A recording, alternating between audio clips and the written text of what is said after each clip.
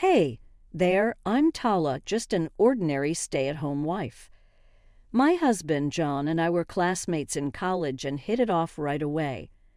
From the time we met, John always had high aspirations and a strong desire to move out of his parents' house. Don't you think you're rushing things? No, I don't want to rely on my parents anymore. But we're still students. That's the point. We have so much time. Now I want to do everything I can. I, on the other hand, was all too happy to enjoy college life to the fullest. Being in the same department made our relationship seem natural. By our junior year, John was ready to set his plan in motion. It's going to get busy from here. Will you help me? Of course. What do I need to do? Thanks. First, John's plan was to start a company while still in school. The reason he gave was the same as before, but there was another. It was already decided that he would join his father-in-law's company after graduation. He wanted to carve out his own future. A month later, we successfully launched the company. It's just the beginning, but we've finally taken the first step. Thank you. What are you talking about? It's too early for thanks. The real challenge is just beginning. Indeed, counting on you moving forward. Leave it to me. It was a venture that John, I, and a few others put together, a company created to operate a media platform providing various information from games and comics to useful life hacks. We expanded into various media, but the one John really focused on was a website providing information about adoption. By the way, I've always wanted to ask, why did you start an adoption site? A friend of mine from high school was adopted. The more I heard his stories, the more interested I got. It's always about the adopting side, but adopted kids have their own thoughts, right? Now that you mention it, that makes sense. So I wanted to help out. John would end up running that site almost by himself. Meanwhile, the company thrived, praised for its vast amount of information, accuracy, and above all, the humor John cherished, even getting a small mention in magazines. But one day just before graduation, you seem a bit down today, don't you? Yeah, I told my parents about the company yesterday and they blew up at me. Why? They probably wanted me to get a proper job. Particularly Mom was really furious. Even after hearing this, John occasionally looked gloomy. Sometimes he couldn't sleep until morning and even got prescribed sleeping pills. Seeing him like this, I decided to support him for life. The day before our graduation, John finally managed to persuade them, and I felt I saw his genuine smile for the first time in a while. Now I'm finally free. Now you can live for yourself. Speaking of which, do you want to move in together? Yeah, of course. Our life together, both work and private, began to flourish. This went on for about 4 years until my birthday. Happy birthday. Thank you. It never gets old being celebrated like this. Hearing you say that makes me happy too. So, John got serious, took out a small box from his pocket, and placed it on the table. What's this? I want you to marry me. When John opened the box, a sparkling little ring was inside. Of course, my heart had been set on this for a long time. I'm the one who should be asking you. Please always be by my side. He took my hand and slid the ring on it. It fitted perfectly, but there was one thing that bothered me. Why is the box a little bent? I was wondering when to give it to you. I've been holding it in my pocket the whole time, and it ended up like this. He must have been really nervous. Hearing this, I fell even more in love with him. The only issue was meeting the parents. Are you okay? I'm fine. No, actually, I'm nervous. I'm with you, so it's okay, right? We first greeted my parents, and there were no issues at all. They accepted John. Today, we're meeting his parents. From the moment we left the house, John seemed somewhat uneasy. What are you doing back here? This is my family's home, so it should be fine. Well, okay. Come in quickly. Watching their exchange, I really wondered if everything would be okay. In the living room, his father and an unfamiliar girl were sitting on the sofa. "Good to see you back, John. Please have a seat." When his mother offered us tea, there was none for me, which explained I wasn't very welcome. To get to the point, I'm here today because I plan to marry this lady, Tala. "Is that so? You're at that age now?" Marrying such a mysterious woman calmed down a bit. But it's John's decision. It's not our place to criticize. Eventually, with my father-in-law's persuasion, we were allowed to marry. Then the girl sitting next to my father-in-law spoke up. "Congratulations on your marriage, brother." "Thank you, Jolie. Let's get along with each other, Tala." "Likewise. I want to know about you more, Jolly." We never doubted that we were embarking on a happy life together. However, that belief did not last long. On the way back from the greeting, "You have a sister." "Well, yes, but you two don't really look alike." "I'm an only child, so I don't know much about that." "You as well?" "Think we do not look alike as well." "Sorry, it's nothing. Let's just hurry home, okay?" At that moment, I thought John's face looked a bit surprised. Later on, our marriage registration was accepted, and we officially became husband and wife. The excitement was unstoppable, but our life as a newlywed couple would come to an abrupt end after just 1 week. "Hey, why are you here?" "I have something important to discuss today. Let me in." "Wait a minute, please." Without waiting for an answer, my mother-in-law barged in and flung open the living room door. "Why are you here?" "Isn't that a bit rude to say?" "So what's the matter?" "Actually, after you guys visited, your father started feeling unwell." "Father did?" "Yes, that's right." According to my mother-in-law, it seems my father-in-law had been prone to health issues for a while. From the look on John's face, it appeared he was unaware of this. Then my mother-in-law dropped a bombshell. "It turns out he's been diagnosed with cancer." "What? He wants to recuperate at home, but there's only me and Jolie here, right? So you're saying we should move in?" "Yes, exactly." I felt a chill down my spine seeing my mother-in-law smirk. It was clear John was really struggling with the decision. I knew from our college days that he had a strong desire to leave his family home, but given his father's condition, his hesitation was understandable. As John was struggling to respond, "What do you think?" "Me? I hadn't expected to be put on the spot like that. Obviously, I wasn't prepared." "Well, I think you're not planning to abandon him, are you?" "That's not what I'm thinking at all." "Then what?" "Normally, you'd answer immediately, wouldn't you?" As I was being cornered by my mother-in-law, John stepped in to defend me. "Please stop blaming Tala. We'll move in." "That's a relief. I'll let your father know." "All right then, goodbye." My mother-in-law left with a satisfied look after confirming she was gone. John held his head in his hands. "I'm sorry I've caused trouble for Tala because of me." "Don't apologize. It's not your fault."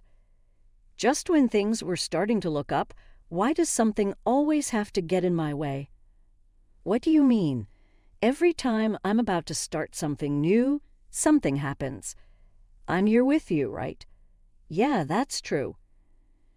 We quickly terminated the lease on our apartment to prepare for moving in with John's parents. From the way my mother-in-law treated me, I could tell the future wasn't going to be bright. Soon enough, our life living with the in-laws began. "I'm glad you could make it. Please, let's get along. But first, there's something I need you to do. Tala, what would that be? My back has been hurting recently for starters.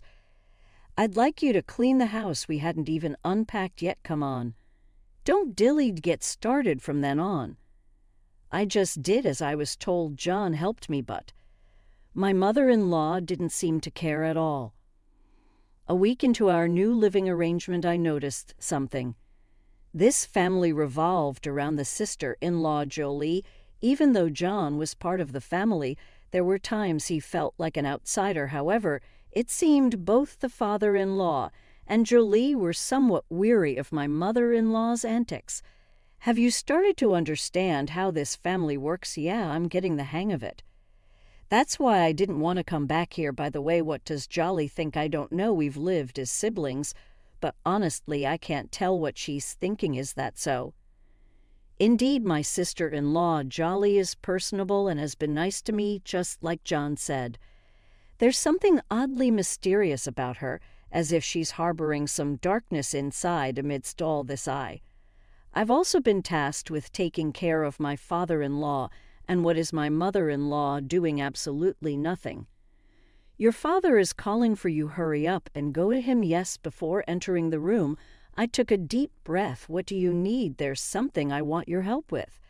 As I approached my father-in-law, shockingly, he slid his hand onto my backside. What are you doing? There's no need to resist so much. This is just family affection. That's not true at all, my mother-in-law had said. Your father-in-law was weakened by cancer treatment. However, with the strength he used to grab my arm and try to pin me down, he didn't seem weak at all. Please, stop. Do you really want John to find out about this? It would cause quite a scandal. At that moment, I involuntarily loosened my resistance, as if waiting for this. My father-in-law began to try to undress me. Realizing the dire situation, I pushed him back with all my might. And then, at the worst possible timing, my mother-in-law walked in. What are you doing? Your husband was trying to pin me down. You know your father would never do such a thing, right? Please believe me. I had completely sought help from the wrong person. Having an affair with your father-in-law while your husband is around? What kind of woman are you? I didn't do anything like that. If you don't want John to find out about this, you'll do as we say. It was a conditional demand. Even though it was my father-in-law's fault, I didn't want John to find out about any of this. I understand. It would be much later when I realized this was a scheme concocted by the two of them. My father-in-law never approached me directly again, but the fear of what he might do never went away. I couldn't focus on work and my mistakes increased. You seem tired lately. Are you okay? Well, yes, maybe you should take a break, but don't worry about work. It's not that, is it? My mother and the rest, leave that to me. Following John's suggestion, I left my job for a while and became a full-time homemaker. Being at home all the time was mentally and physically exhausting, but I couldn't waste John's consideration. He had spoken to his parents to ensure they wouldn't overburden me. Things improved slightly, but the harassment never completely stopped. If you're going to be at home, could you do something more useful? More useful. You're going to follow what I tell you from now on, she said as she handed me a piece of paper. It was a list of items she wanted me to buy. All of this today, of course. Get going if you don't want John to find out. I had no choice but to comply. The list included items from nearby supermarkets to a distant store that required several train rides where she wanted her favorite classic American sweets. I forgot to mention, you'll be paying for it naturally, right? It was already past noon, and if I didn't leave now, I wouldn't be back before John returned home. All I could think about was not wanting to cause any trouble. I got back at 7:00 p.m. I've got everything. It took you this long. Even a child could do this faster enough. Just get out of my sight. I went back to my room and lay down on the bed. I was wondering what on earth I was doing as I stared at the ceiling for a while. Someone knocked on the door. Instinctively, I sat up and responded. The door slowly opened, and there stood my sister-in-law, Jelly. Jelly, what's up? I'm sorry, huh? I should have been more cautious. What are you talking about? About Dad and Mom. My heart almost stopped. You don't have to hide it. You knew. I accidentally overheard Dad and Mom talking. I see. I'll protect you, Tala. I can't let you do that, Jolie. Please let me handle this. I have some plans, but about John, I had been determined to keep this hidden from John at all costs. That will be okay too for me. Unable to share the situation with John, Jolie's presence was incredibly reassuring. I had felt alone, but not anymore. Later, Jolie would make a surprising statement when everyone was together. I've decided to work at John's company from now on. What? What are you talking about? You're attending a good university. You could get a job at a much better company. I've already made up my mind.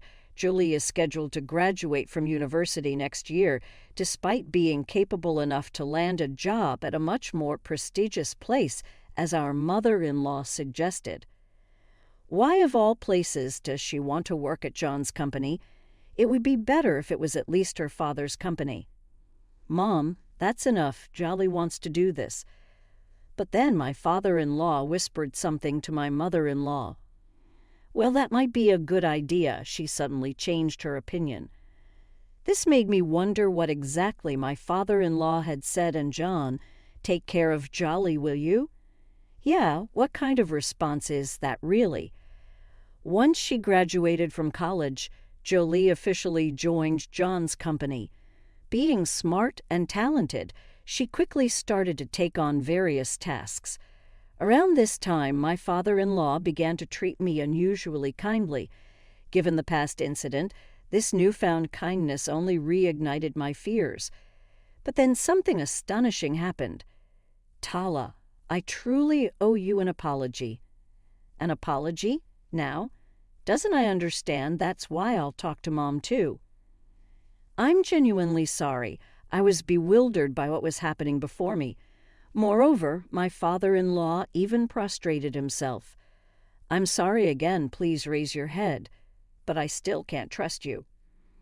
Allow me to observe the situation for a while, understood? That's fine. True to his word, my mother-in-law's harassment stopped abruptly. However, this peace felt like the calm before a storm. While life became more peaceful without the bullying, John's behavior started to become concerning. Aren't you working too much lately?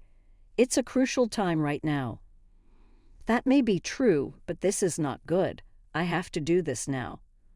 So why? But John didn't stop. Jelly and I discussed this bizarre situation. What does John want to do? I get it's about work, but I'm sorry, I don't know either. But at this rate, yes, that's why we need to do something about it. We continued to tell John to take more breaks, however, he seemed to dive into his work as if trying to avoid something else. Not only that, but he also started to increase the dose of sleeping pills he had been taking temporarily. Just when I thought we needed to intervene, I received tragic news from my father. My mother was involved in a car accident and never returned home. Please come home immediately. Oh, okay. I was worried about John, but I couldn't bring him along in his current state. With things like this, please take care of John.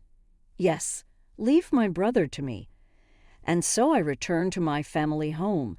Seeing my mother's lifeless body, I was filled with nothing but questions.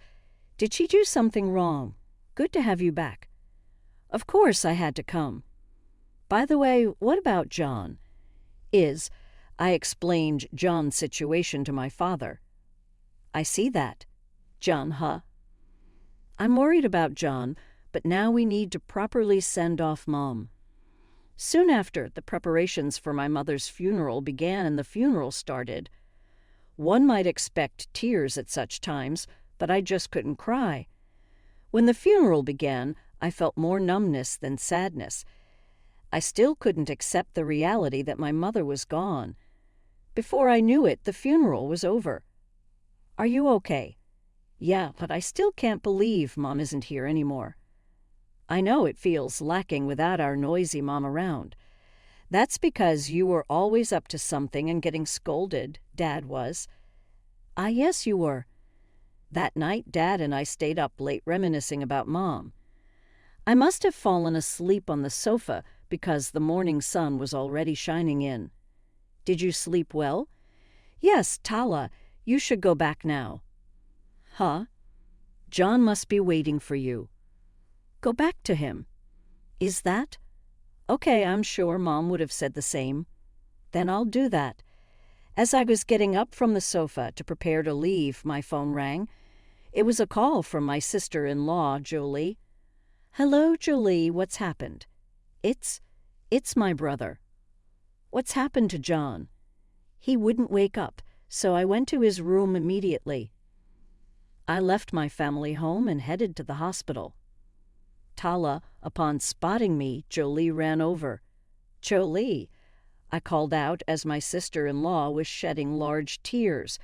Where's John? When Jolie pointed, I saw John's parents standing there.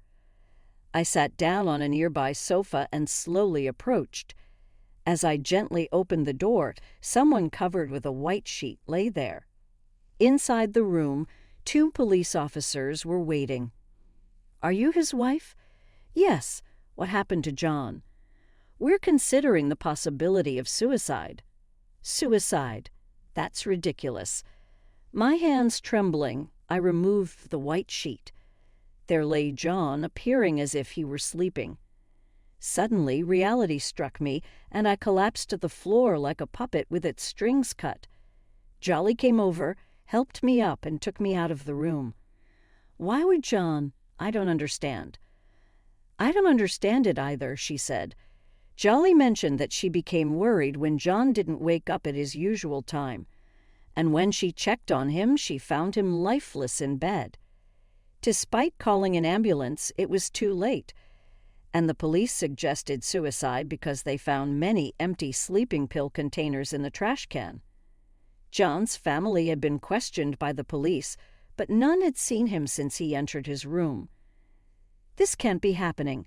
He was struggling, but he wouldn't leave us like this. I agree. I can't believe you would do this. The autopsy later confirmed suicide by an overdose of sleeping pills.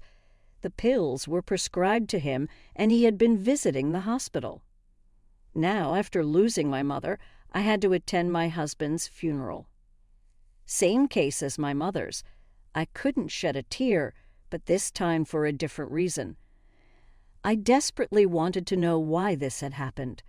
After the funeral, I was resting in the break room. When's it finally over? Who knew funerals could be so exhausting? It's your son's funeral. How can you say such a thing?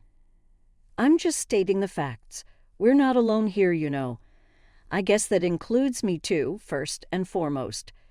His death is partly this woman's fault. Why am I to blame? I thought she had become more subdued recently, but fundamentally, nothing has changed. Shouldn't we be mourning John's death and reflecting on his life?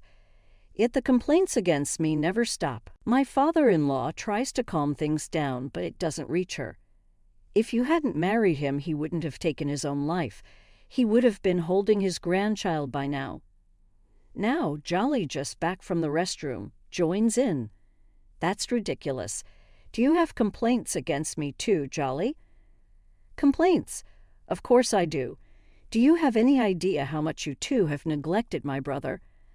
How can you say that, Jolie? It's not Tala's fault. It's your fault that my brother is dead, she said before storming out. What are you doing? Go after Jolie now, useless, even at a time like this. I clenched my fists as hard as I could. Frustration and anger welled up inside me. Throughout the funeral, my mother-in-law maintained her disdainful attitude towards me.